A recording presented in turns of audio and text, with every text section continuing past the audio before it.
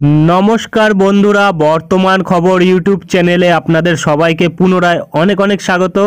তো বন্ধুরা, অবশেষে কিন্তু স্টেপ বাই স্টেপ এটি কিন্তু ঘূর্ণিঝড় ফেঙ্গালে পরিণত হতে চলেছে এবং এই ঘূর্ণিঝড়ের সর্বোচ্চ গাস্টিং কতটা থাকতে পারে তা কিন্তু জানিয়ে দিয়েছে আমাদের ভারতীয় মৌসুম ভবন। তো আমাদের ভারতীয় মৌসুম ভবন আর কি জানাচ্ছে তা কিন্তু তুলে ধরবো আমরা এই ভিডিওতে, এবং এই ঘূর্ণিঝড়ের প্রভাবে কতটা ক্ষয়ক্ষতির আশঙ্কা থাকছে তাও কিন্তু তুলে ধরবো, এবং এই ঘূর্ণিঝড়ের প্রভাব আমাদের দক্ষিণবঙ্গের ওপর কতটা পড়তে চলেছে তা কিন্তু জানিয়ে দিয়েছে আমাদের আলিপুর আবহাওয়া দপ্তর। তো আলিপুর আবহাওয়া দপ্তর কী আপডেট দিয়েছে তা কিন্তু তুলে ধরবো আমরা এই ভিডিওতে।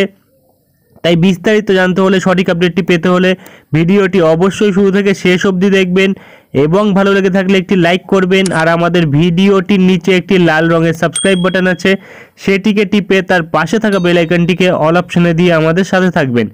এবং আপনারা বর্তমানে ভিডিওটি কোন জেলা বা জায়গা থেকে দেখছেন, সেখানকার আবহাওয়ার পরিস্থিতি কেমন আছে তা কিন্তু অবশ্যই কমেন্ট বক্সে কমেন্ট করে জানাতে ভুলবেন না।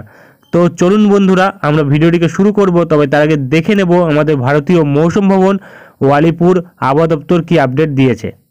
তো বন্ধুরা, আমরা চলে এসেছি ভারতীয় মৌসুম ভবনের ন্যাশনাল বুলেটিনে। তো যেটা আমরা পাচ্ছি এখানে আজকের আপডেটে কিন্তু দেওয়া হয়েছে, এখানে বলা হচ্ছে একটি গভীর নিম্নচাপ কিন্তু রয়েছে, যেটি কিন্তু দক্ষিণ পশ্চিম বে অফ বেঙ্গল অর্থাৎ বঙ্গোপসাগরে রয়েছে, এবং এটা কিন্তু উত্তর পশ্চিম দিক বরাবর অগ্রসর হচ্ছে প্রতি ঘন্টায় 10 কিলোমিটার পার হাওয়ারে। এবং এটা কিন্তু আমরা যেটা পাচ্ছি এখানে কিন্তু যেটা বলা হয়েছে, এবং এটা কিন্তু এখন বর্তমানে রয়েছে 190 কিলোমিটার কিন্তু দক্ষিণ পূর্ব ত্রিনকোমালি থেকে দূরে, 470 কিলোমিটার কিন্তু দক্ষিণ পূর্ব নাগাপত্তনম থেকে দূরে, 580 কিলোমিটার কিন্তু দক্ষিণ দক্ষিণ পূর্ব পুদুচেরি থেকে দূরে, এবং 670 কিলোমিটার কিন্তু দক্ষিণ দক্ষিণ পূর্ব চেন্নাই থেকে দূরে রয়েছে।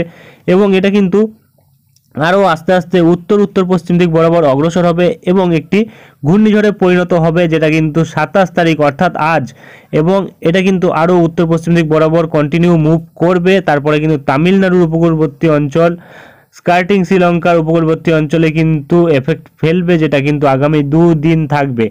এবং এখানে কিন্তু যেটা বলা হয়েছে, আজ গতকাল কিন্তু যেটা ছিল এখানে কিন্তু 75 কিলোমিটার অবধি গাস্টিং কিন্তু লক্ষ্য করা গেছে গভীর নিম্নচাপ। এবং আজ কিন্তু এটা আজ 27 তারিখও কিন্তু এটা 5টা 30 অবধি কিন্তু এটা গভীর নিম্নচাপেই থাকবে, এবং তারপরে গিয়ে কিন্তু আস্তে আস্তে যেটা দেখা যাচ্ছে এখানে এটি কিন্তু প্রায় 70 থেকে 80 কিলোমিটার গাস্টিংয়ে পৌঁছাবে, যার জেরে কিন্তু প্রায় এটি একটি ঘূর্ণিঝড়ে পরিণত হবে।